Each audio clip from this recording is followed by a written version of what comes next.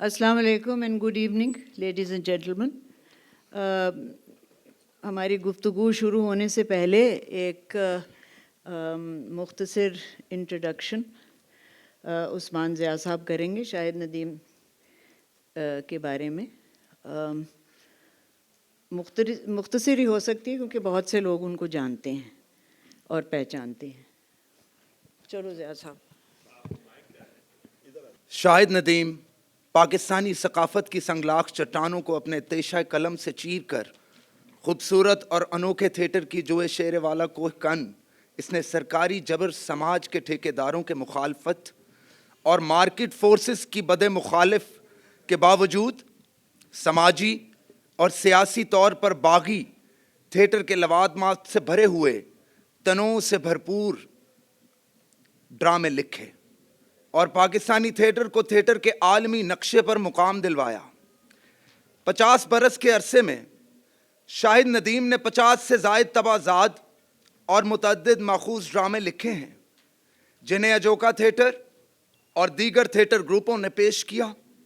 ان ڈراموں کے موضوعات عصری تقاضوں سے اہم آہنگ ہیں اور ان کی زبان اور سٹرکچر ایسا ہے جس سے ہر طبقے اور عمر کے تماشائی اور قاری لطف لے سکتے ہیں. اس نے امن، انسان دوستی، صنفی برابری اور سماجی انصاف جیسے موضوعات کو اپنے ڈراموں کی بنیاد تو بنایا، مگر یہ خیال رکھا کہ یہ ڈرامے پرفارمنس کے طور پر دلچسپ اور متاثر کن ہوں. جبر کی سماجی اور سیاسی قوتوں کے خلاف ڈرامے کے ذریعے مزاحمت کا علم بلند کرتے ہوئے اس نے عوام کو ایسا تھیٹر دیا ہے جو محفوظ بھی کرتا ہے اور انسپائر بھی. یقیناً شاہد کے بغیر پاکستانی تھیٹر کی کمائیگی اور بھی زیادہ سنگین ہوتی. اپنے اس سفر کا بیشتر حصہ اس نے اپنی شریک حیات اور اجوکا کی بانی مدیحہ گوہر مرحومہ کے ساتھ طے کیا اور اس کے جانے کے بعد بھی شاہد کا تیشہ پہاڑوں کا سینہ چیر کر امن، دوستی اور محبت کے چشمے تخلیق کر رہا ہے. اچھا، ایک نقطۂ اعتراض آپ کہہ لیں کہ میرے ڈرامے لوگوں کو محفوظ قطن نہیں کرتے. محظوظ کر سکتے ہیں، محفوظ نہیں کرتے. شاہد ندیم اور اصغر ندیم سید صاحب کی موجودگی میں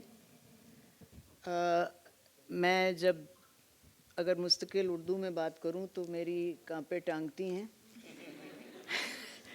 لہٰذا سب کی اجازت کے ساتھ، گو کہ اجازت کی ضرورت تو نہیں ہونی چاہیے، میں اپنے سوالات زیادہ تر پنجابی میں ہی شاہد صاحب سے کروں گی اور کچھ انگریزی اور شاید تھوڑی بہت اردو میں بھی. تو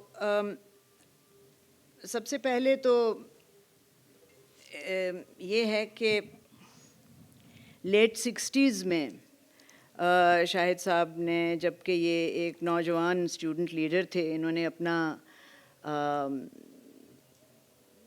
ایک لحاظ سے جب ابتدا ہوئی ان کے کام کی، اس دور میں یہ بہت ایکٹیو تھے اسٹوڈنٹ پالیٹکس میں، اور ایک وہ ان کی بہت بڑی دلچسپی تھی. اور اس کے علاوہ ایک اور ان کی دلچسپی تھی جس کے بارے میں وہ آپ کو بتائیں گے، اور وہ مجھے امید ہے کہ وہ تھوڑی سی جس آرگنائزیشن، جس بیٹھک کے بارے میں وہ بات کریں گے وہ ہمارے لیے تاریخی طور پہ بہت اہم ہے کہ ہم اس کے بارے میں کچھ جانیں. تو وہ میں شاہد سے درخواست کروں گی کہ وہ آپ تھوڑا سا ہمیں اس کے بارے میں بتائیں، جہاں آپ بیٹھتے تھے شام میں اور آپ کی وہاں کیا ایکٹیویٹیز ہوتی تھی.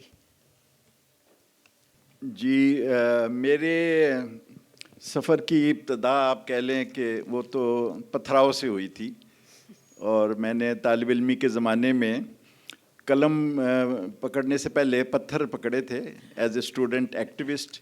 ایوب خان کا زمانہ تھا اور بڑا جبر تھا، بڑی گھٹن تھی اور بڑا غصہ تھا لوگوں میں، اسپیشلی ہماری جو جنریشن ہے، نئی جنریشن جو پاکستان کے بعد کی جنریشن تھی، جس کے پاس وہ بیگیج نہیں تھا کہ یہ ملک ہم نے ہندوؤں کی غلامی سے بچنے کے لیے حاصل کیا ہے اور اسلام کی سربلندی کے لیے، اور وہ فسادات کے جو خوفناک سٹوریز تھیں جو دونوں طرف سے لوگوں کے ذہنوں میں تازہ تھی، تو ہماری جنریشن جو ہے وہ اس سے آگے بڑھنا چاہتی تھی کہ اب جو ملک ہم نے بنایا ہے یہ کیسا ملک ہو، اس میں نظام کیسا ہو، اس میں آزادی کیسی ہو.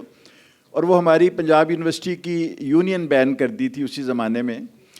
تو وہاں سے میں نے شروع کیا کہ union should be restored, democratic rights of student should be restored. تو اسی زمانے میں وہاں پتھراؤ مال روڈ کے اوپر بڑی رونق ہوتی تھی، اور صبح میں نکلتا تھا اور نیو کیمپس سے جلوس آ کے تو اولڈ کیمپس اور انارکلی اور پھر سیکریٹریٹ تک آ کے رکتے تھے. تو جب میں وہاں سے فارغ ہو جاتا تھا کچھ شیشے توڑ کے، پولیس کی لاٹھیاں کھا کے، تو وہاں پاک ٹی ہاؤس اور YMCA ایک ایسی جگہ تھی جہاں ہمیں کچھ اندازہ ہوا کہ بڑے بڑے شاعر اور ادیب اور نقاد یہاں بیٹھتے ہیں. تو میں نے وہاں بھی بیٹھنا شروع کیا. جیسے کاروبار سے ختم ہو کے لوگ محفل تھیٹر یا الفلاح تھیٹر میں چلے جاتے ہیں، تو میں اپنے کاروبار احتجاج سے فارغ ہو کر تو پاک ٹی ہاؤس، حلقہ ارباب ذوق کی مجالس YMCA میں وہاں آ جاتا تھا. اور وہاں مجھے پھر یہ احساس ہوا کہ یہ جو شیشے کی دیواریں جو میں توڑنا چاہتا ہوں، جن گرتی ہوئی دیواروں کو میں دھکا دینا چاہتا ہوں، وہ دیواریں تو نظر ہی نہیں آتی. یہ دیواریں تو بڑی معمولی ہیں. سیکریٹریٹ کی دیوار توڑنے کا مجھ پہ الزام لگا تھا، جیل بھی ہوئی تھی. لیکن پھر میں نے محسوس کیا کہ یہ تو کچھ بھی نہیں ہے. اور پھر وہ ایوب خان کی جگہ یحییٰ خان آ گئے، تو آئی ریئلائزڈ کہ یہ تو چینج آف فیسز تو ہو گئی ہے، لیکن وہ تبدیلی کہاں ہے، وہ دیواریں کہاں ٹوٹی ہیں جو گرنے والی تھی. تو دیٹس وین آئی ریئلائزڈ کہ مے بی مجھے پتھر کی بجائے قلم ہاتھ میں ہونا چاہیے، اور وہ جو اندیکھی دیواریں ہیں ان کو توڑنا چاہیے، جو نظریے کی اور سماج کی اور ریپریشن کی اور ایک ایسی سوچ کی جو اب آؤٹ ڈیٹڈ ہو چکی ہے. تو وہاں سے میں نے لکھنا شروع کیا اور حلقہ ارباب ذوق میں اپنے کہانی پیش کی، ڈرامے پڑھے، اور پھر آہستہ آہستہ میں نے وہ یہی مجھے لگا کہ اسی کے ذریعے سوچ میں تبدیلی آئے گی تو پھر باہر نظر آنے والی دیواریں جو ہیں وہ ٹوٹیں گی اور ایک کی بجائے دوسرا ڈکٹیٹر سامنے نہیں آئے گا. تو that's how it all begin. ایک اور چیز آپ نے ایک زمانے میں ذکر کیا تھا کہ جو گفتگو ہوتی تھی حلقہ ارباب ذوق میں، وہ ایکسٹریم لیفٹ سے ایکسٹریم رائٹ ویری کرتی تھی. یعنی دونوں سائڈ کے جو اوپینینز تھے، ویوز تھے، وہ سامنے آتے تھے، اور اس سے بھی انہوں نے بہت کچھ سیکھا. اور ایک لفظ جو میرے ذہن میں آیا، وہ میں نے ان سے بھی اس کے بارے میں مختصر بات کی، وہ ہے کہ ڈیبیٹ کرنے کا. اور آج کل ڈیبیٹ کرنے کا رواج بہت کم ہو چکا ہے. ہم یا تقریریں کرتے ہیں یا ہم نعرہ بازی کرتے ہیں. تو ڈیبیٹ کا جو نوشن تھا، جس میں کہ آپ کو ایک مختلف ویو پوائنٹ سے بھی ایک چیز کو دیکھنا چاہیے اور سننا چاہیے، چاہے آپ اس کے ساتھ ایگری کریں یا نہ کریں. تو یہ جو ڈیبیٹ کا جو ایشو ہے and the whole the notion of a debate, اگر یہ آپ ہمیں بتا سکیں کہ آپ نے اپنے ڈراموں میں اس کو پھر آپ کیسے آپ نے استعمال کیا، اور وہ کس شکل میں وہ ہمارے سامنے آتا ہے. خاص طور پہ دارا ایک پلے آتا ہے، اور پھر بلا ہے. ڈیبیٹ تو تقریباً سب ان کے پلیز میں ہے، لیکن یہ دو خاص طور پہ، اور دارا تو ان کی جو ابھی لیٹسٹ کتاب ہے اس میں بھی چھپا ہے پلے. تو اس کے بارے میں اگر کچھ آپ بتا سکیں ہمیں. جی، اصغر صاحب بھی از اے ریناؤنڈ پلے رائٹ اور ہمارے ایک لحاظ سے سورس آف انسپریشن بھی رہے ہیں. تو ڈرامہ تو ہے ہی ڈائلاگ، مطلب مونولوگ بھی کہیں کہیں آ جاتا ہے، لیکن جب تک مکالمہ نہ ہو، جب تک تصادم نہ ہو، تضاد نہ ہو، تو اس وقت تک وہ ڈرامہ بنتا ہی نہیں ہے. تو ایک تو یہ ٹیکنیکل گراؤنڈز پہ مجبوری ہوتی ہے ہماری، اگر نہیں ہو تو ہم کریٹ کر لیتے ہیں. مثلاً بلا میں کوئی اس طرح کا ایک پاورفل جو ولن کہہ لے یا انٹیگنسٹ کہہ لے وہ نہیں تھا. تو میں نے ڈھونڈا اس کے زمانے سے مجھے ایک بہت زبردست ڈرمیٹک کیریکٹر، ہمارے ہاں بہت جس کو مسلمانوں کا سب سے بڑا دشمن سمجھا جاتا تھا، بندہ سنگھ بیراگی، جس کو اب سردار بندہ بہادر کہتے ہیں, very respected personality in Sikh history. تو میں اس کو لے آیا اور اس کو میں نے بلے شاہ کے سامنے پیش کر دیا, اور ان کا کانفلکٹ, مطلب they lived in the same time and they were fighting the same tyrannical forces, لیکن they had never met as such.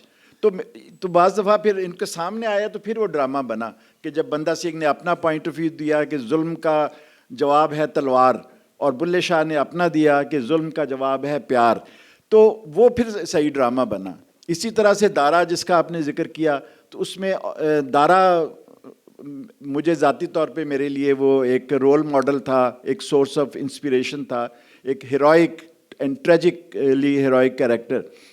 تو اب اورنگزیب مجھے زہر لگتا تھا پرسنلی پوچھے تو. ایک فلم بنائی میں نے اور اس کو میں نے شوٹ کیا مانسیرا میں, جہاں ایکچولی مجاہدین کے ٹریننگ کیمپ بھی ساتھ ساتھ چل رہے ہوتے تھے. تو وہ جب فلم چلی تو مانسیرا میں جو دیکھنے والے آتے ہیں, میں نے ان سے پوچھا کہ وہاں جو وہ لوگ جو ایکچولی جا کے تو مجاہدین کا جو ایکسٹریمسٹ وائلنٹ ایکسٹریمسٹ ہیں ان کا کیا رویہ تھا.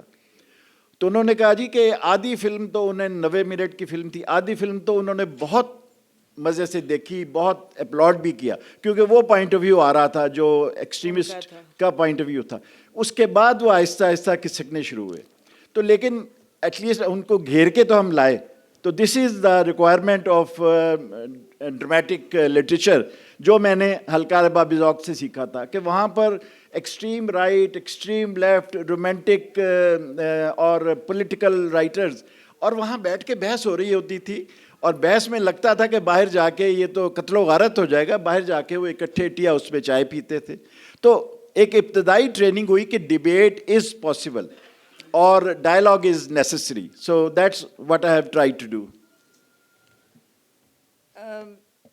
ڈرامہ لکھن دے علاوہ ਤੁਹਾਡਾ ਟੈਲੀਵਿਜ਼ਨ 'ਚ ਤੇ ਡਾਕੂਮੈਂਟਰੀ ਫਿਲਮਸ ਦਾ ਵੀ ਕਾਫੀ ਤਜਰਬਾ ਹੈ, ਤੇ ਰਿਸਰਚ ਵੀ ਇਹਨਾਂ ਨੇ ਬਹੁਤ ਕੀਤੀ. ਬਲਕਿ ਇਹਨਾਂ ਨੇ ਇਹ ਇੱਕ ਦੱਸ ਰਹੇ ਸੀ ਮੈਨੂੰ ਕਿ ਇਹ ਜਦ ਦਾਰਾ ਦੇ ਉੱਤੇ ਰਿਸਰਚ ਕਰ ਰਹੇ ਸੀ ਤੇ ਇਹ ਦਿੱਲੀ, ਲਾਹੌਰ ਤੇ ਕੈਲੀਫੋਰਨੀਆ ਇਹਨਾਂ ਨੇ ਸਫ਼ਰ ਕੀਤਾ. ਤੇ ਉਹ ਅਜੀਬ ਗੱਲ ਹੈ ਕਿ ਕੈਲੀਫੋਰਨੀਆ ਦੀ ਇੱਕ ਲਾਇਬ੍ਰੇਰੀ 'ਚ ਇਹਨਾਂ ਨੂੰ ਦਾਰਾ ਦੀ ਉਰਦੂ ਦੀ ਟਰਾਂਸਲੇਸ਼ਨ ਮਿਲੀ, ਸਰਮਦ ਦੀ ਉਰਦੂ ਦੀ ਟਰਾਂਸਲੇਸ਼ਨ ਮਿਲੀ. ਤੇ ਹੁਣ ਵੇਖ ਲਵੋ ਅਮਰੀਕਾ ਦੇ ਵੀ ਫਾਇਦੇ ਹੁੰਦੇ ਨੇ ਕਦੇ ਕਦਾਰ. ਤੇ ਮੈਂ ਹੁਣ ਇਹਨਾਂ ਨੂੰ ਇਹ ਪੁੱਛਣਾ ਚਾਹਾਂਗੀ ਕਿ ਇਹਨਾਂ ਦਾ ਜਿਹੜਾ ਇਹਨਾਂ ਦੇ ਡਰਾਮੇ ਜਿਹੜੇ ਹੁੰਦੇ ਨੇ ਨਾ, ਉਹਦੀ ਸਟੇਜ ਕਰਾਫਟ ਜਿਹੜੀ ਹੈ, ਉਹਦੇ 'ਚ ਇਹ ਦੂਸਰੀ ਇਹਨਾਂ ਦਾ ਜਿਹੜਾ ਤਜਰਬਾ ਸੀ ਟੈਲੀਵਿਜ਼ਨ 'ਚ ਕੰਮ ਕਰਨ ਦਾ ਅਤੇ ਡਾਕੂਮੈਂਟਰੀ ਫਿਲਮਾਂ ਬਣਾਉਣ ਦਾ ਅਤੇ ਪੜ੍ਹਨ ਲਿਖਣ ਦਾ ਕੰਮ ਤਾਂ ਜਾਰੀ ਰਹਿੰਦਾ ਹੀ ਸੀ, ਇਹ ਕਿਵੇਂ ਉਹ ਸਾਰੀ ਸ਼ੈਵਾਂ ਰਲਦੀਆਂ ਨੇ ਅਤੇ ਉਹ ਕੀ ਉਹਨਾਂ ਦੀ ਕਿਸ ਤਰੀਕੇ ਨਾਲ ਉਹ ਇਹਨਾਂ ਦੇ ਡਰਾਮੇ 'ਚ ਸਾਡੇ ਪੇਸ਼ ਆਉਂਦੀਆਂ ਨੇ, ਅਤੇ ਉਹਦੇ ਬਾਰੇ 'ਚ ਸ਼ਾਇਦ ਕੁਛ ਗੱਲਬਾਤ ਕਰਨਾ ਚਾਹਣ ਕਿ ਜੀ ਮਤਲਬ ਸਿਰਫ ਇਹਨਾਂ ਨੇ ਕਿਹਾ ਸੀ ਕਿ ਜੀ ਡਰਾਮਾ ਡਾਇਲੋਗ ਦਾ ਹੁੰਦਾ ਹੈ, ਅਤੇ ਮੈਂ ਉਸ ਵੇਲੇ ਉਹਨਾਂ ਨੂੰ ਕਹਿਣ ਵਾਲੀ ਸੀ ਕਿ ਜੀ ਸਿਰਫ ਡਾਇਲੋਗ ਨਹੀਂ ਹੁੰਦਾ ਡਰਾਮੇ ਦੇ ਵਿੱਚ, ਬਹੁਤ ਕੁਛ ਹੋਰ ਹੋ ਰਿਹਾ ਹੁੰਦਾ. ਅਤੇ ਮੈਨੂੰ ਇਹ ਲੱਗਦਾ ਕਿ ਇਹਨਾਂ ਨੇ ਸਟੇਜ ਦੇ 'ਚ ਬਹੁਤ ਸਾਰੀਆਂ ਜ਼ਬਾਨਾਂ ਪੈਦਾ ਕੀਤੀਆਂ ਨੇ, ਤਾਂ ਕਿ ਜਦ ਅਸੀਂ ਇਹਨਾਂ ਦਾ ਡਰਾਮਾ ਵੇਖਦੇ ਹਾਂ ਤਾਂ ਇੱਕ ਜ਼ਬਾਨ ਅਸੀਂ ਨਹੀਂ ਜੇ ਸੁਣ ਰਹੇ, ਲਫ਼ਜ਼ਾਂ ਦੀ ਜ਼ਬਾਨ ਨਹੀਂ, ਪਰ ਹੋਰ ਵੀ ਬਹੁਤ ਸਾਰੀਆਂ ਲੈਂਗੁਏਜਿਸ ਹਨ ਜਿਹੜੀਆਂ ਅਸੀਂ we become sensitive to and we hear them. ਅਤੇ ਉਹਦੇ ਬਾਰੇ 'ਚ ਤੁਸੀਂ ਥੋੜ੍ਹਾ ਬਹੁਤ ਗੱਲ ਕਰੋਗੇ؟ جی مختصراً یہی ہے کہ یہ it was very helpful. Television کا جو میرا ایکسپیرینس تھا, ایک اسکرپٹ کو ڈیولپ کرنا, اس کا پروڈکشن اسکرپٹ بنانا, کیمرہ مین سے ڈیزائنر سے ڈسکس کرنا, اس کے بعد ایکٹرز کے ساتھ بات چیت کرنی, پھر اس کی ایڈیٹنگ, اس کا ساؤنڈ ایفیکٹس ٹریک. تو یہ چیزیں ڈرامے میں, کیونکہ ڈرامہ جو پرفارمنس کا ڈرامہ ہے جو کہ میں لکھتا ہوں, پڑھنے والا ڈرامہ, ادبی ڈرامہ اگر اس کو آپ الگ کر سکتے ہیں, تو اس میں یہ چیزیں مجھے مدد انہوں نے دی کہ میں اس کو ویژولائز کر سکتا تھا as a writer from the very first stage, کہ یہ نظر کیسے آئے گا, اس میں ساؤنڈ کہاں ہوگی, اس میں میوزک کہاں ہوگا, اور اس کا ویژول امپیکٹ کیا ہوگا. تو اس لحاظ سے I think it was very helpful my experience as a television director.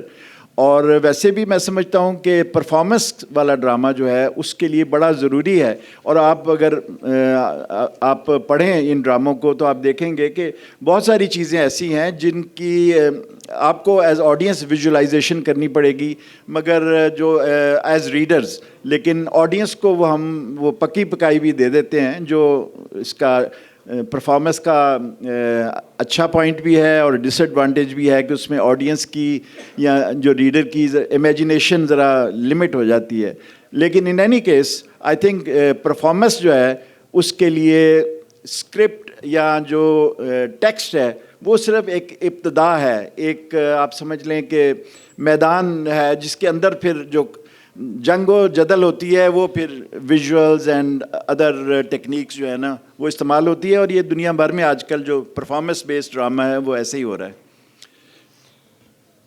Asghar صاحب آپ کچھ پوچھنا چاہیں گے ان سے اس وقت؟ مجھے تو بتانا ہے. اچھا آپ کو اس کتاب کے بارے میں آپ نے پوچھ تو لی نا باتیں. اب چونکہ کتاب کی اوپننگ ہے تو کتاب کے بارے میں سمجھتا ہوں بات ہونی چاہیے. جی جی. شاہد ندیم کے یہ ڈرامے بنیادی طور پر مزاحمتی فیبرک میں لکھے گئے ہیں. ویسے تو پوری دنیا کا لٹریچر اس کی جو ڈیفینیشن ہے وہ یہی ہے کہ وہ چیلنج کرتا ہے غیر انسانی ماحول کے خلاف, اور دنیا کے تمام بڑے لٹریچر کا کردار مزاحمتی ہی ہوتا ہے, کیونکہ وہ مزاحمت ہی کر رہا ہوتا ہے مگر اس کی شکلیں اور ہوتی ہیں, اس کے لیئرز اور ہوتی ہیں. اب جہاں تک ان ڈراموں کا تعلق ہے, اس کو تھوڑا سا ہم اگر زمانے کے ساتھ فوکس کریں تو یہ ایک خاص سوچ, ایک خاص فوکس کے ساتھ لکھے گئے ہیں. اور یہ ڈائلاگ ہے آڈینس کے ساتھ, یہ ڈائلاگ ہے زمانے کے ساتھ, یہ ڈائلاگ ہے ان اتھارٹیز کے خلاف جن کی وجہ سے پاکستان میں مارجنلائز طبقوں کو نشانہ بنایا جاتا رہا. اور یہ وہ ڈائلاگ ہے جس میں انہوں نے پاکستان میں آہستہ آہستہ بگڑتی ہوئی انسانی صورتحال کو سمجھا کہ یہ صورتحال کس طرف کو جا رہی ہے.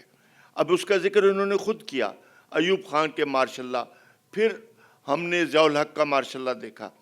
تو موسٹلی جو شاہد ندیم کا کام ہے وہ ضیاء الحق کے ماشاء اللہ کا ہے, اور اس میں انہوں نے اور مدیحہ گوہر نے خود ہی یہ رول چنا کہ ہمیں ریزسٹ کرنا ہے. اچھا, چونکہ ایسے لاز بن رہے تھے عورتوں کے خلاف, عورتوں کے حقوق کے خلاف اور اقلیتوں کے حقوق کے خلاف, یہ وہ زمانہ ہے. اب یہ اس وقت ان دونوں کو ریزسٹ کرنا بہت مشکل تھا, کیونکہ اس میں مذہب انوالو تھا, کیونکہ اس میں کچھ تاریخ کے حقائق انوالو تھے, کچھ اور چیزیں انوالو تھی, کچھ سوسائٹی کی پریجوڈسز انوالو تھی. تو معاشرہ مسلسل تنگ نظری کی طرف جا رہا تھا اور یہ بات دیکھی جا رہی تھی. تو اس وقت مجھے یاد ہے, میں بھی اس کا حصہ تھا, کہ ایک پرائیویٹ کوٹھی کے اندر پہلا پلے مدیحہ گوہر نے کیا.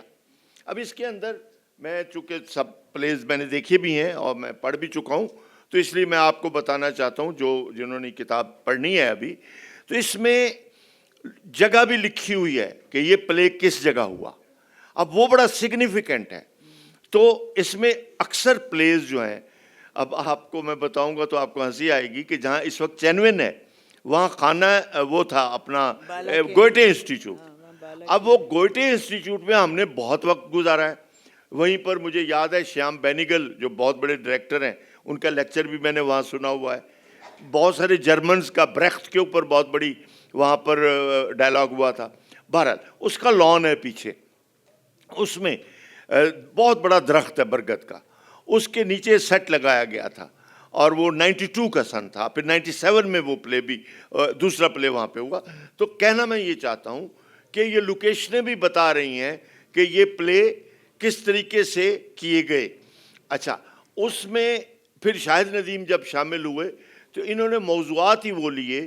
ان کا جو خاص کمال ہے وہ یہ ہے کہ ایک ایسی کڑوی گولی اس کو کیسے انٹرٹینمنٹ بنانا ہے یا کیسے پبلک کے لیے ایک پارٹیسپیشن. بیسیکلی یہ سارے پلیز پبلک پارٹیسپیشن کے ہیں.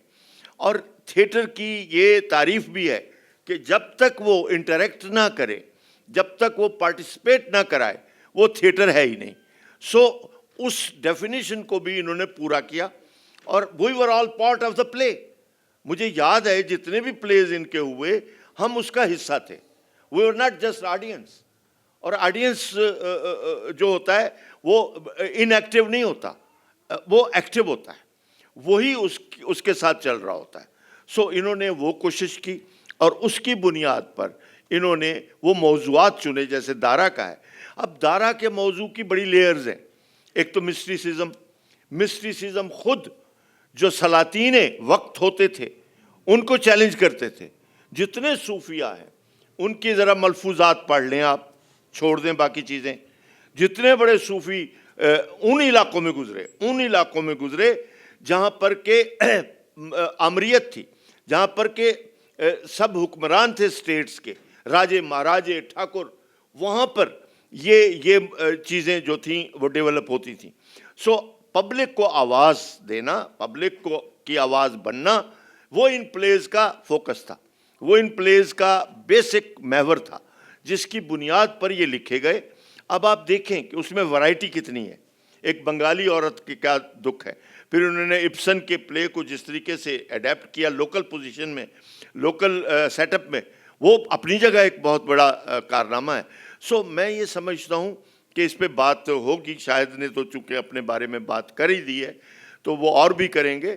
سو میں یہ سمجھتا ہوں کہ ان پلیز کو انٹرپریٹ ہونا چاہیے. اب دیکھیں ایک چیز ہوتی ہے کہ جب ہم پلے دیکھ رہے ہوتے ہیں نا تو ہم کچھ انجوائے بھی کر رہے ہیں کیونکہ انہوں نے 3-4 میڈیم اس میں مکس کیے ہیں.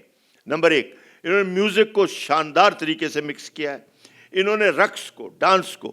اچھا یہ وہ میڈیمز ہیں جو انٹرنیشنلی نون ہیں. انٹرنیشنل ڈرامے کے اندر, باہر کے دنیا کے ڈرامے کے اندر ڈانس فارم, میوزک کی فارم اور اس کے علاوہ جو ایکٹنگ کی فارم ہے یا جو سیٹ ڈیزائن کی فارم ہے, یہ سب شامل ہوتے ہیں. اور لائٹ اینڈ شیڈ کی جو فارم ہے وہ سب شامل ہوتے ہیں. اس سے میننگ بنتا ہے. تو انہوں نے ان ساری فارمز کو ایک سنتھسائز کیا. یہ بڑی کمال کی بات ہوتی ہے ایک پلے رائٹ کے لیے کہ وہ خالی بات نہیں کر رہا, وہ آپ کو لے کے چل رہا ہے, گھما بھی رہا ہے. تو اس طرح چونکہ میں اس کا حصہ رہا اور میں نے سارے پلیز خود دیکھے, تو اس بنیاد پر میں بات کر رہا ہوں کہ جب ہم انٹرٹین ہو رہے ہوتے تھے تو اس وقت اس کے جو بین السطور چیزیں ہیں وہ ہم پہ کھل رہی ہوتی تھی کہ انٹرٹین بھی ہو رہے ہیں اور وہ کھل بھی رہی ہیں. سو میں سمجھتا ہوں کہ پاکستانی سوسائٹی کو ان ڈراموں کی بھی ضرورت تھی, مدیحہ گوہر کی بھی ضرورت تھی, جب آواز اٹھانے والا کوئی نہیں تھا. اس سلسلے میں کیونکہ آپ نے ان کے تقریباً سارے ڈراموں کے بارے میں بات کی ہے تو میں شاہد سے کہوں گی کہ وہ اجوکا جو لفظ ہے اس کی کچھ ہمیں ڈیفینیشن دیں, کیونکہ اس سے بھی اندازہ ہو جاتا ہے کہ یہ کتنے مختلف لیولز پہ اور ہسٹوریکل لیولز پہ یہ کام کرتے ہیں. یہ صرف ضیاء الحق اور اس کی جو بھی کارکردگیاں تھیں ان کے بارے میں ایک ریزسٹنس نہیں تھی. وہ ٹھیک ہے, وہ ایک بہت اہم ایک حصہ تھا ان کی زندگی میں, پر اس دے بعد بھی ساڈے نال بہت کچھ ہویا ہے جہدے بارے چ مسلسل لکھتے رہن تے انہاں دی ریلیونس جڑی ہے تے اس دا جڑا باقاعدہ جدا جوڑ بندا ہے او اجوکا لفظ جڑا ہے نا او دے بارے چ سانو کچھ دس سکن کہ انہاں نے کیویں اونوں انٹرپریٹ کیتا ہے تے ڈرامہ چ او کیویں او فگر کردا ہے. اجوکا جو ہے اینو این کر دیو. ہاں اجوکا جرمن زبان کا لفظ قطن نہیں ہے, یہ پنجابی کا لفظ ہے اور اس کا مطلب ہے آج کا, کنٹمپریری, عصری. اور یہی پہلے دن سے when I coined this phrase تو اس وقت بھی میرے ذہن میں اور پھر مدیحہ کے ذہن میں یہی تھا کہ ڈرامے یہ نہیں کہ لائک جرنلسٹ کنٹمپریری یا کرنٹ افیئرس کے اوپر کوئی کامنٹ کرنا ہے، لیکن یہ تھا کہ ان کی عصری معنویت ہو، ایک ان کی کنٹمپریری ریلیونس ہو جو کچھ بھی ہم لکھیں، تاکہ لوگوں کو ہم گل و بلبل کے قصے یا ماضی کی داستانیں یا فینٹیسیز نہ دیں، بلکہ ان کو ہم ایک ایسی تفریح مہیا کریں، ایسا ایک آرٹسٹک کریشن ان کے سامنے پیش کریں جو ان کو اس میں کچھ ملے، ریلیونس ملے اور وہ پھر ان کے کام آئے۔ تو لیکن اس لحاظ سے میں یہ کہہ سکتا ہوں کہ آج کا تھیٹر تو ہے، لیکن اس آج میں کل شامل ہے، اور کل ہمارے ہاں اردو میں تو بڑی ایک دلچسپ بات ہے کہ پاسٹ بھی اور فیوچر بھی۔ تو ہم یہ ہے کہ پاسٹ بھی ہمارے ہاں تو ویسے ہی جو گزرا ہوا کل ہے وہ تو ہمارے آج میں ہی شامل ہوتا ہے، جو لڑائی جھگڑا، جو ڈیبیٹ، جو کنفیوژن، وہ سارا کچھ جو ہے نا وہ پاسٹ اور پریزنٹ ہمارے ہاں ہو گیا، ہمارے ہمسائے میں ہو گیا، وہ خلط ملط ہوتا ہے۔ لیکن ہم اس ہسٹری کو اور اس لیگیسی کو، جو ورثہ ہمارا ہے، جو ہماری چاہے وہ فوک سٹوریز ہوں، چاہے وہ ہماری تاریخ کی کہانیاں ہوں، داستانیں ہوں، ان کو ہم اٹھاتے ہیں اور اس کو ایک اپنے پریزنٹ میں جو آڈینس بیٹھے ہوئے ہیں ان کو پیش کرتے ہیں، لیکن قطعاً ان کو ہم کوئی فیصلہ نہیں صادر کرتے، کوئی ان کو ہم نصیحت نہیں کرتے، بلکہ وہ پیش کرتے ہیں۔ اس کے بعد اس کا جو کانفلکٹ ہے، اس کا جو کوئی کانٹراڈکشن ہے، اس میں جو کوئی تضادات ہیں، کوئی خوبصورتی ہے، کوئی دلچسپ باتیں ہیں، ہماری آئیڈینٹی کا کوئی مسئلہ ہے، وہ سارا لوگوں تک پہنچ جاتا ہے۔ اور پھر لوگ جو ہیں وہ کہاں گئے وہ عثمان صاحب، وہ محفوظ نہیں ہوتے، غیر محفوظ ہوتے ہیں، کیونکہ جب وہ موٹیویٹ ہوتے ہیں کچھ کرنے کے لیے، جب آپ کہتے ہیں کہ یہ تو بہت برا ہو رہا ہے جو سٹیج پہ ہم نے دیکھا ہے، چاہے وہ ریلیجس ایکسٹریمزم کی کہانی ہو، چاہے وہ جو ڈیمونائزنگ آف آر نیبرز ہو، تو وہ جب آپ محسوس کرتے ہیں کہ یہ غلط ہو رہا ہے یا جو صنفی نابرابری ہو، تو پھر آپ کہتے ہیں کہ یہ تو غلط ہے۔ جو بریشٹ بھی کہتا ہے کہ ہمارا جو آڈینس ہے وہ مطلب ہے اسپیکٹ ایکٹر ہو اور اس کو لگے کہ بھئی یہ نہیں ہونا چاہیے، تو تب آپ انلائٹنڈ بھی ہوتے ہیں، اور ظاہر ہے جب آپ چیلنج کریں گے تو پھر غیر محفوظ بھی ہوں گے۔ یہ ان کی کنٹمپرینیٹی کی میں آپ کو ایک دو اگر اگزامپلز دوں، وی اباؤنڈ ان کنسپیریسی تھیوریز۔ دارا میں کیا ہو رہا ہے کہ جی یہ جو بھی کرتوت ہیں دارا کے اور جو اس کو سپورٹ کر رہے ہیں، اس میں عیسائی شامل ہیں اور اس میں ہندو یوگی شامل ہیں۔ ہوں اسی ہمیشہ کہنے ہیں جی یا ہندوستان ملوث ہے یا اسرائیل ہے یا کوئی ہور آ گیا ہے جڑا اتھے ستیہ ناسی مار رہا ہے۔ پھر کی ہوندہ ہے کہ خلیل خان ایک انہاں تے کردار ہے انہاں دے ڈرامے چ دارا چ، او آخرکار وہ کوئی ایک مسئلہ پیش ہویا ہوندہ ہے سیاسی کہ انہوں کیویں سامنے ہے دارے نوں، تے وہ کہندے ہے جی چیف جسٹس صاحب نوں پوچھو۔ ہن تسی ویکھ ہی لیا ہے کہ اج کل جوڈیشری نوں بھی بہت ہی کم کرنا پے رہا ہے، تے وہ ملا کبھی نوں کہا جاندہ ہے کہ جی تسی دسو ایز چیف جسٹس۔ دوسری گل جڑی بہت ہی سنگین ہے، تکلیف دہ، وہ ہے کہ دارا نوں ڈکلیئر کیا جاندہ ہے کہ این اینمی آف گاڈ، یعنی خدا دا ایک دشمن ہے، تے لہٰذا شریعہ دے بھی خلاف ہے، شریعہ کورٹ بھی اتھے بہندا ہے پلے دے وچ، تے جد خدا دے خلاف ہوو تو تسی پھر عوام دے خلاف بھی ہوندے ہو، that is taken for granted.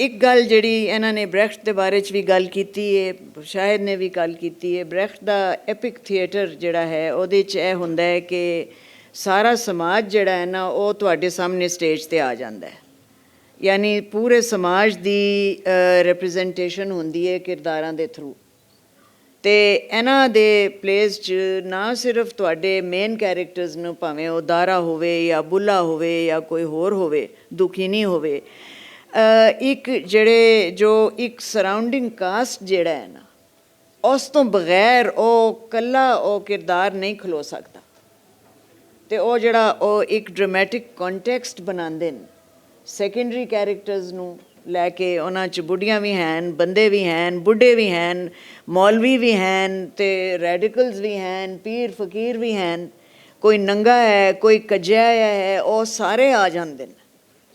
ਤੇ ਉਹਦੇ ਬਾਰੇ 'ਚ ਮੈਂ ਇਹਨਾਂ ਨੂੰ ਚਾਹਾਂਗੀ ਕਿ ਇਹ ਕੁਝ ਥੋੜ੍ਹਾ ਜਿਹਾ ਦੱਸਣ ਕਿ ਉਹਨਾਂ ਦੀ ਕੀ ਅਹਿਮੀਅਤ ਹੈ, ਕਿਉਂਕਿ ਇਹਨਾਂ ਦੀ ਦੇਖੇ ਬ੍ਰੈਖਟ ਨੂੰ ਬਹੁਤ ਤਰੀਕੇ ਨਾਲ ਮੁਖਤਲਿਫ ਥਾਵਾਂ 'ਤੇ ਮੁਖਤਲਿਫ ਵੇਲਿਆਂ 'ਚ, ਕਿਉਂਕਿ ਉਹ ਤਾਂ ਹੁਣ ਬਹੁਤ ਪੁਰਾਣਾ ਹੋ ਚੁੱਕਿਆ, ਅਸੀਂ ਤਾਂ ਹੁਣੇ ਵੀ ਬ੍ਰੈਖਟ ਦਾ ਨਾਂ ਲੈਂਦੇ ਹਾਂ, ਬਾਹਰ ਦੇ ਮੁਲਕਾਂ 'ਚ ਸ਼ਾਇਦ ਉਹਨੂੰ ਭੁੱਲ ਗਏ ਨੇ।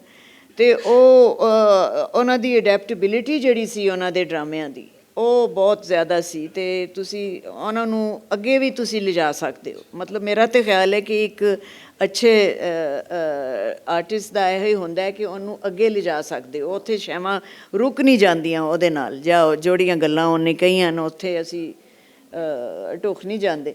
ਲਿਹਾਜ਼ਾ ਜੇ ਤੁਸੀਂ ਇਸ ਦੇ ਬਾਰੇ 'ਚ ਕੁਝ ਥੋੜ੍ਹਾ ਜਿਹਾ ਦੱਸੋਗੇ ਕਿ ਇਹ ਤੁਹਾਡੇ ਜਿਹੜੇ ਸਾਰੇ ਨੇ ਉਹਨਾਂ 'ਚ ਤਮੰਚਾ ਅਤੇ ਰਾਮੂ ਅਤੇ ਗੁਰੂ ਅਤੇ ਮੁਖਤਲਿਫ ਜਿਹੜੇ ਲੋਕ ਨੇ ਜਿਹੜੇ ਆਉਂਦੇ ਨੇ, ਮਸਲਨ ਦਾਰਾ ਦੇ ਬਾਰੇ 'ਚ ਜੇ ਗੱਲ ਹੋ ਰਹੀ ਹੈ, ਅਤੇ ਜਿਹੜਾ ਐਵਰੀ ਮੈਨ ਫਿਗਰ ਹੈ ਜਿਹੜਾ ਉਹ ਕਬਰਿਸਤਾਨ 'ਚ ਕਬਰ ਖੋਦਣ ਡਿਆ, ਜਿਹਦੇ ਨਾਲ ਉਹ ਡਰਾਮਾ ਸ਼ੁਰੂ ਹੁੰਦਾ ਹੈ, ਦੁਖੀਨੀ, ਅਤੇ ਉਹਦੇ ਬਾਰੇ 'ਚ ਕੁਛ ਕਹੋਗੇ؟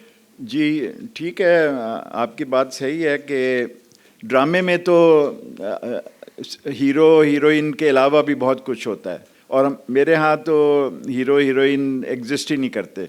मेरा पहला ड्रामा जो था, जो इस किताब में शामिल नहीं, इस किताब में नहीं, पंजाबी वाली किताब में शामिल है, मरया होया कुत्ता, तो उसमें तो अगर कोई आप कह लें कि कोई हीरो उसका कौन है, तो वो तो कुत्ता है जिसका एक डायलॉग नहीं है, और उसके बाद अगर कोई दूसरा कैरेक्टर है तो वो एक पागल है जो कुत्ते के पास बैठा रहता है और कहता है कि इसका कुछ करो, उसका भी एक डायलॉग नहीं है, वो भी मतलब गूंगा है। तो इसी तरह दुखीनी का आपने जिक्र किया, तो दुखीनी में जो गोरकन है, और बल्कि उसमें जो दुखीनी का कैरेक्टर है, which was a Bangladeshi woman who was trafficked और यहाँ पर सोल्ड इन पाकिस्तान, वो ट्रैफिकिंग के बारे में है, बंगाली, वो उनको ऑक्शन किया जाता था। वो भी प्ले शुरू होता है तो वो मर चुकी है, और पूरे प्ले में वो अपनी कब्र के अंदर है, सिर्फ यह कि रात को वो आती है और उसका फिर एक डांस ऑफ एंगर और डांस ऑफ डिफाइंस होता है। इसी तरह से एक मेरा प्ले है तीसरी दस्तक, जो पहले छप चुका है, तो उसमें एक कैरेक्टर है बंगाली, ये 71 का अभी जो बांग्लादेश बनने से पहले की कहानी थी। उसमें जो कुछ फसाद होता है, जो बुराई होती है, चोरी होती है, वो सब कहते हैं बंगाली ने की होगी। उस बंगाली का भी कोई एक डायलॉग नहीं था। तो इस लिहाज से मैं समझता हूँ कि वो किरदार जो एक कमेंट कर सकते हैं अवाम के नुक्ता नज़र से, मसलन दारा में जो सबसे मेरे ख़्याल में प्रोफाउंड कमेंट्स हैं, वो उन गार्ड्स के हैं जो शाही लाल किले की फसील के ऊपर बैठे हैं और कमेंट कर रहे हैं। It starts with them, it ends with them, और वहाँ पर हमें उसका पता चलता है कि इसके पीछे क्या एक मैसेज आप कह लें है। इसी तरह से बुल्ला में जो ज़्यादा इम्पोर्टेंट कैरेक्टर्स हैं, वो बुल्ला के जो मुरीद थे, सोना और चांदी, वो हैं। तो मेरा ख्याल है कि थिएटर के लिए भी, और ख़ास तौर पे हमारे तर्ज के थिएटर के लिए, और फिर जो एक विजुअलाइज्ड थिएटर है जैसे टेलीविज़न में चला जाता है, तो वो उसके लिए बड़ा ज़रूरी है कि आपके सारे कैरेक्टर्स जो हैं, एक तो वो सब बड़ी केयरफुली क्राफ्टेड हों और रिप्रेजेंटेड हों, और दूसरा यह है कि वो किसी एक बड़े शख्सियत का नुक्ता नज़र ना बन जाए, बल्कि वो सब लोगों की जो उसमें कमेंट्स हैं या सब लोगों का एहतजाज है, उसको मिला के वो एक गेस्टाल्ट बने। मैं कुछ अर्ज करूं? जी जी। इन प्लेज का पस मंज़र बात हो चुकी है, हो रही है। जो हमारी कल्चरल हिस्ट्री है उससे ये डायरेक्टली रिलेट करते हैं। Cultural history doesn't mean Muslim culture. Cultural history Hindustan की, मुश्तरक हिंदुस्तान की कल्चरल हिस्ट्री, जिसमें फोक भी है, जिसमें सूफी थॉट भी है, जिसमें लोकल हमारे इजहार भी हैं, एक्सप्रेशंस हैं। اظہار بھی ہیں, ہمارا میوزک بھی ہے, ہمارے ڈانس پیٹرنز بھی ہیں. تو ایک بہت بڑا اورا ہے, بہت بڑا ایک کلچرل ہسٹری کی بنیادیں ہیں. اچھا, اور بنیادیں صدیوں کی ہیں, وہ 2 دن کی نہیں. ان سب بنیادوں کو انہوں نے استعمال کیا ہے, جس کی وجہ سے یہ ریلیٹیبل ہوا ان کا تھیٹر انڈیا کے ساتھ بھی. اور یہی وجہ ہے کہ انڈیا میں انہوں نے بہت پرفارم کیا. بلکہ ایک پرفارمنس پہ یہ مجھے بھی ساتھ لے کے گئے جب اجوکا کی ایک سیلیبریشنز تھیں, تو مجھے یاد ہے کہ ہم نے ان کے پلیز پہ جواہر لال نہرو یونیورسٹی میں ڈیبیٹ کی تھی. اور اس میں جو بہت بڑے ہسٹورین تھے, پران نیول, جو گورنمنٹ کالج کے پڑھے ہوئے تھے, ہمارے دوست تھے, ان کے ساتھ میرا ڈائلاگ ہوا تھا, اور شاہد صاحب بھی تھے. تو کہنا میں یہ چاہتا ہوں کہ جو مشترک کلچرل ہسٹری, اور ہوتی مشترک ہے, وہ جو زمین ہے وہ مشترک ہوتی ہے, پانی کو کاٹا نہیں جا سکتا. ہاں, زمین کو کاٹا جا سکتا ہے, جیسے کاٹا گیا, وہ تو ایک الگ بحث ہے.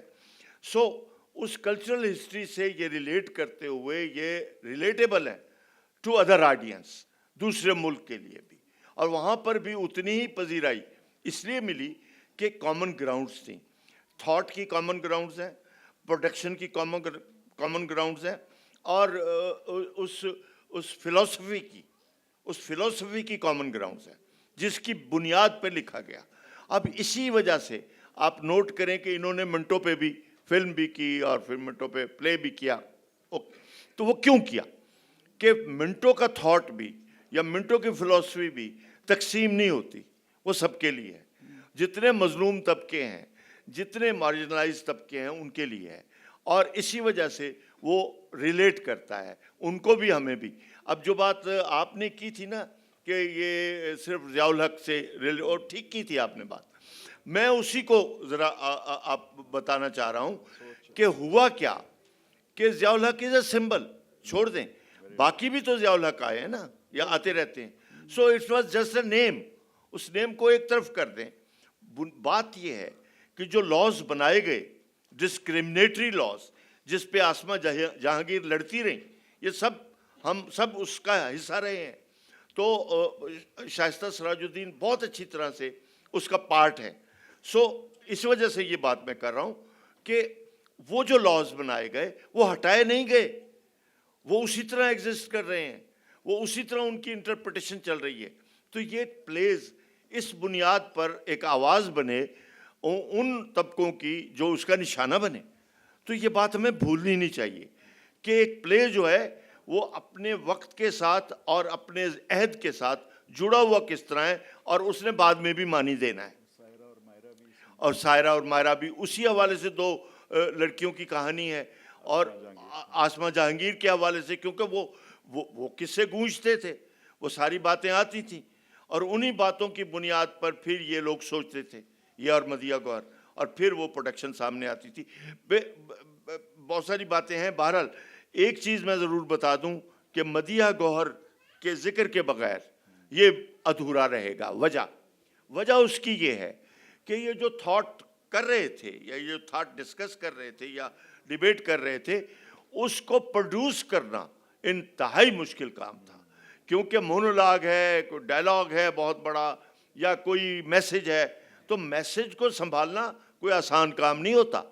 میسج کو کس طرح ایک طرح سے اور طریقے سے اس کو ڈیفیوز کرنا پڑتا ہے, یا اس کو ڈیورسیفائی کرنا پڑتا ہے, یا جو بھی طریقہ ہوتا ہے. تو اس کو انہوں نے کیا, اور اس کی پروڈکشن بہت لیوش ہوئی.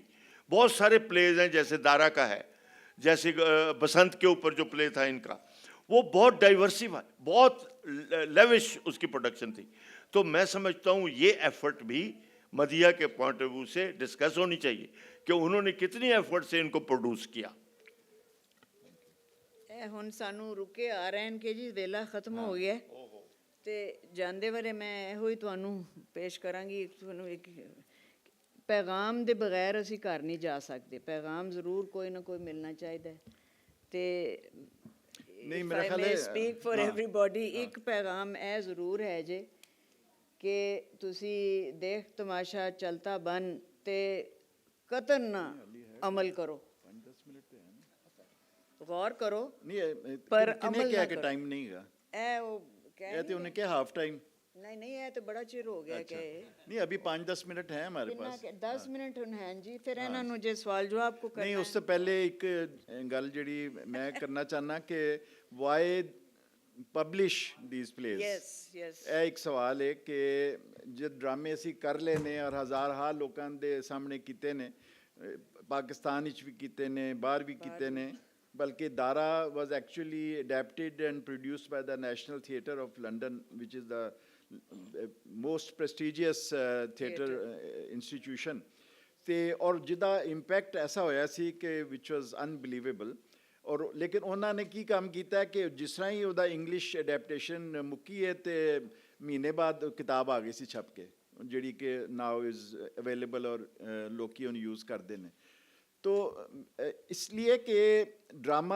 جو ہے وہ کم از کم جو میری طرح کا ڈرامہ یا ہماری طرح کا ڈرامہ ہے وہ محض پڑھنے کے لیے نہیں ہے وہ کنسیوڈ ایز اے پرفارمنس ہے conceived as a socially meaningful performance with visuals and with effects and with techniques جو بھی اس کی تھیٹر کی خوبصورتی ہے وہ اس کے ساتھ ہوتی ہے لیکن سٹل بڑا ضروری ہے کہ ان کو محفوظ کرنا اب یہاں پر محفوظ از ریلیونٹ کہ اس کو تاکہ وہ کتاب کی شکل میں ریسرچرز کے پاس چلا جائے جو اسٹوڈنٹس ہیں مثلاً میرے اب 7 پلیز کو انگلش میں ٹرانسلیٹ کر کے تو آکسفورڈ یونیورسٹی پریس والوں نے چھاپا سلیکٹڈ پلیز کے طور پہ اب آج تک ایون لاہور میں اسکول اور کالج کے لڑکے لڑکیاں وہ کہتے ہیں جی ہم نے وہ آپ کا پلے کیا ہے بلا کیا ہے آپ کا پلے بری کیا ہے میں نے کہا کب کیا ہے وہ آپ کا اسکرپٹ کہاں سے آیا وہ کہتے ہیں جی وہ جو انگلش ٹرانسلیشن تھی اس سے ہم نے کیا ہے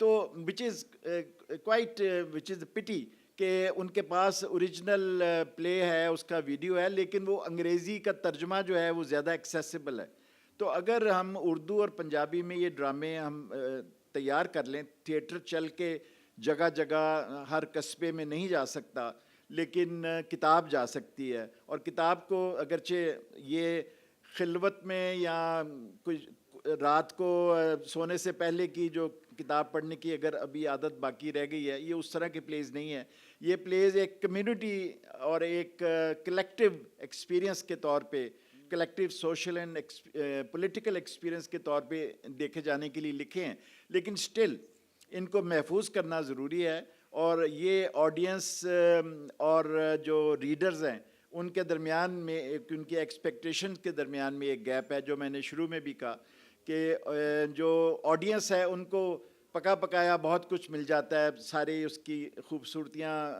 نکھار کے لیکن ریڈر کے پاس ڈس ایڈوانٹیج بھی ہے اور آزادی بھی ہے کہ وہ اپنی امیجنیشن کو اور اپنی ویژولائزیشن کو اس میں شامل کر سکے سو یہ ایک بات میں کرنا چاہ رہا تھا اور دوسرا یہ ہے کہ اس کتاب میں بہت سے ایسے پلیز ہیں جو ہم نے غیر ملکی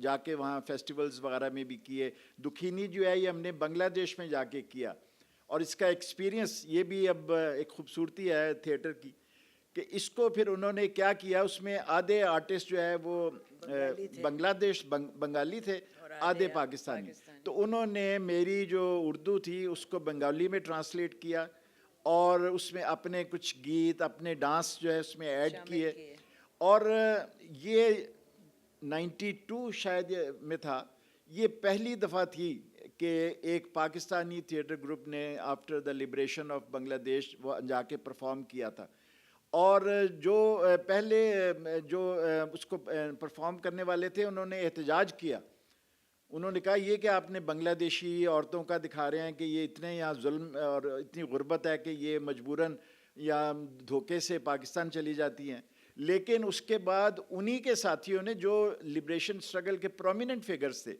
انہوں نے کہا کہ یہ اس کے پیچھے جو سوچ ہے جو کانٹینٹ ہے ٹریفکنگ یا جینڈر کے بارے میں جو رویہ ہے اور جو ترقی پسندانہ سوچ ہے تو دین دے اسٹوڈ ود اس اور دے کولیبریٹڈ ود اس اور پھر یہ ہم نے انڈیا اور نیپال میں بھی جا کے کیا تو یہ پلیز جو ہیں یہ صرف ہمارے لیے نہیں ہے اور ہماری نئی جنریشن کے لیے، اسی لیے میں نے اسے ڈیڈیکیٹ بھی کیا ہے آنے والے دنوں کے سفیروں کے نام. سو آئی ہوپ کہ ہمارے بعد بھی یہ ڈرامے رہیں گے اور پرفارم ہوتے رہیں گے، اور جو اسی لیے اس کا ٹائٹل بھی ہے ہم دیکھیں گے. اور مجھے یقین ہے کہ اصغر صاحب اور ہم بھی دیکھیں گے، لیکن آپ میں جو نوجوان ہیں وہ تو میرا ایمان ہے کہ ضرور دیکھیں گے.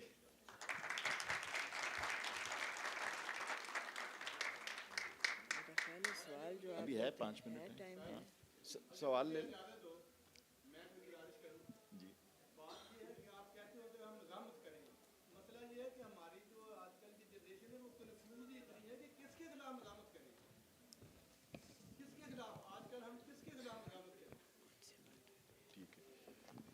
بالکل اپنے خلاف کریں، اپنے ارد گرد کے ماحول کے خلاف کریں، اپنی جو تاریخ آپ کو پڑھائی جاتی ہے اس کے خلاف کریں، اپنا جو ایک ایڈیالوجی آپ کو دی جاتی ہے، جو پیٹریٹزم کی جو ویلیوز دی جاتی ہیں ان کے خلاف مزاحمت کریں.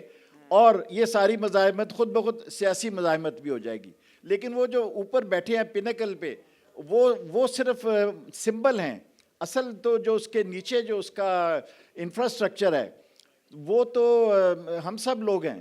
تو یہ ڈرامے جو ہیں یہ آپ اس بات پہ شاید اگین محفوظ نہیں محظوظ ہوں گے کہ ہمارے ڈراموں میں بعض دفعہ ایسا بھی ہوتا ہے کہ سامنے وہ لوگ بیٹھے ہیں جن کو ہم ڈائریکٹلی چیلنج کر رہے ہیں. مثلا برقع وگینزا ایک پلے ہے، اس میں ہم برقعے پہننے والوں کو نہیں چیلنج کر رہے بلکہ جو برقع امپوز کرنا چاہتے تھے وہ ان کو چیلنج کرتے ہیں. تو یا ریلیجس ایکسٹریمزم پہ دیکھ تماشا ایک پلے ہے وہ ہے.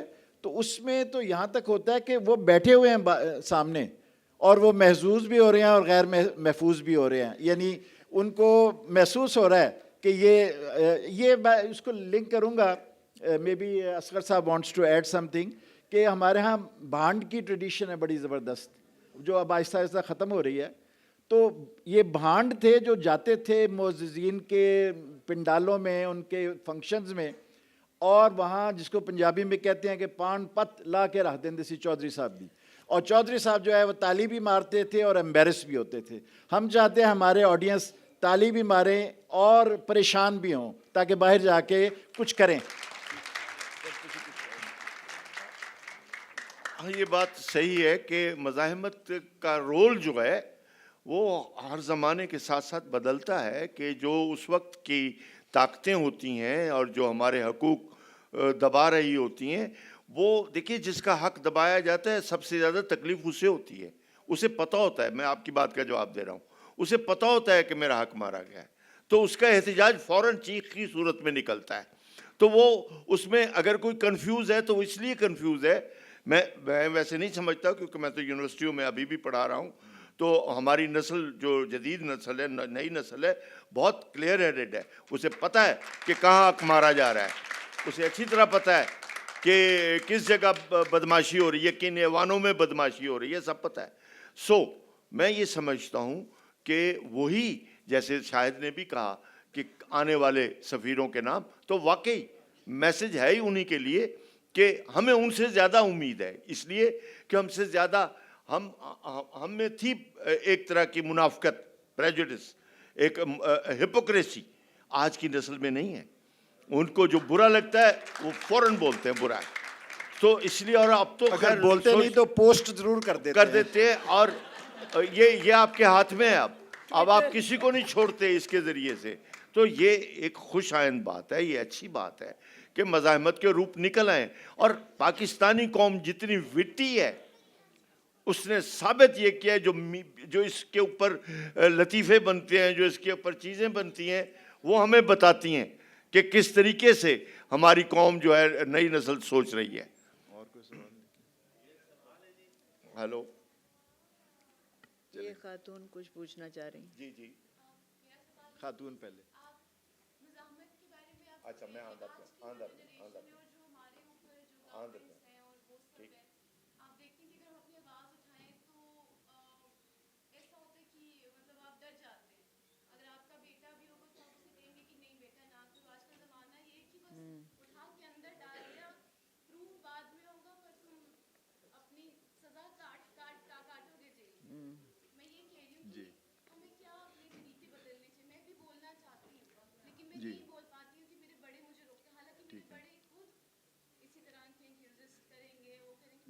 میں سمجھ گیا آپ کی بات. تو آپ نے کبھی کبڈی تو نہیں کھیلی ہوگی؟ تو یہ ہمارا تھیٹر کبڈی ہے. آپ جاتے ہیں مخالف کے کیمپ میں, اس کو تھپڑ بھی مارتے ہیں, اب کمال یہ ہے کہ واپس بھی آ جاتے ہیں. تو یہ ٹیکنیک ہے. ہم نے بہت مشکل موضوعات جو ہے نا چیلنج کیے ہیں, ان کو اکثر کو آرٹس کونسل میں پیش کیا ہے, اس لیے کہ ہر بات کہنے کا طریقہ ہوتا ہے. اور تھیٹر کے میڈیم میں جب آپ اس کو فکشنلائز کر کے اسٹیج پہ لے جاتے ہیں, بعض دفعہ پکڑے بھی جاتے ہیں, وہ ٹوٹ بھی جاتا ہے کوڈی کوڈی کرتے ہوئے, لیکن اکثر ہم بچ کے نکل آتے ہیں. تو یہ ٹیکنیک کی بات ہے. I think we can get away with anything if we have the right technique. میں اب بچی کا جواب دینا. ٹھیک, آپ نے اچھا جواب. دیکھو بیٹے, بات یہ ہے, آپ نے بہت اچھی بات کی ہے. بات یہ ہے, آپ سنیں پیرنٹس کی یا بڑوں کی یا ٹیچرز کی, سنیں, لیکن سننے کا یہ مطلب نہیں ہے کہ آنکھیں بند کر لیں یا کان بند کر لیں. آپ سنیں ضرور, لیکن اپنا کمنٹ رجسٹر کرائیں, اپنی آواز رجسٹر کرائیں. چاہے ماں ہو چاہے والد ہو. میری 2 بیٹیاں بیٹا, انہوں نے میری کبھی نہیں سنی. وہ رجسٹر کراتی ہیں, وہ آرڈر کرتی ہیں کہ پاپا ہمیں یہ چاہیے, اور یہ کیوں چاہیے وہ کلیئر ہیڈڈ ہوتی ہیں, وہ واضح کر رہی ہوتی ہیں کہ ہمیں اس لیے چاہیے. سو اس لیے you are free to speak to anybody. جی وہ پیچھے تھے. جی جی جی جی جی وٹو صاحب, نام تو آپ کا شاگردوں والا نہیں ہے, لیکن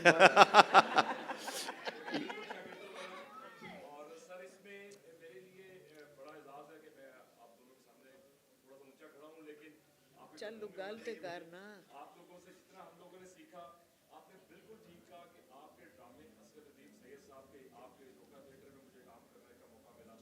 سر ہم نے آپ لوگوں سے سیکھ کے اس عوام کے لیے, اس ملک کے لیے جتنی زیادہ قوت سے ہم نے کام کیا, اور آج جو یہاں پہ جو آواز آپ کتاب دا ہی کہہ دینا باروں نے دیکھو انہوں نے اپنا طریقہ لگ کتاب دا. اچھا امجد میں آپ کو سنا دوں, یہ میرا بڑا پیارا شاگرد بھی ہے اور بہت پیارا ہے.